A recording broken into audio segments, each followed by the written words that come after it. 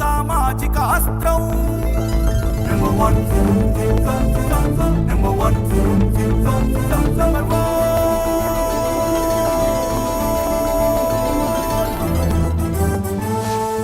Number one.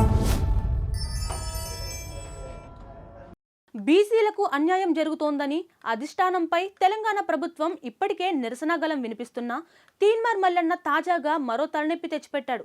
Teenmar Mallanna సోమవారం BRS అగ్రనేతలైన KTR, Harish రావులతో భేటీ అయ్యారు. BC reservation బిల్లుపై సభలో ప్రభుత్వాన్ని నిలదీయాలని బీఆర్ఎస్ నేతలను కోరారు. బీసీ నేతలతో కలిసి కేటీఆర్కు మల్లన్న మెమొరాండం అందించారు. తెలంగాణ ముఖ్యమంత్రి రేవంత్ రెడ్డి ప్రతిష్టాత్మకంగా చేపట్టిన కులగణన అంతా బోగస్ అని, తన సామాజిక వర్గానికి మేలు చేయడానికే ముఖ్యమంత్రి రేవంత్ కులగణన జరిపారని ఆరోపిస్తూ బీసీ కులగణన పత్రులను చించివేయడమే కాక సస్పెండ్ కూడా అయ్యారు తీన్మార్ మల్లన్న. తనను సస్పెండ్ చేసినంత మాత్రాన బీసీల తరపున తన పోరాటం ఆగదని, భవిష్యత్తులో మరింతగా తన పోరాటాన్ని ఉధృతం చేస్తానని అప్పుడే తీన్మార్ మల్లన్న హెచ్చరించారు.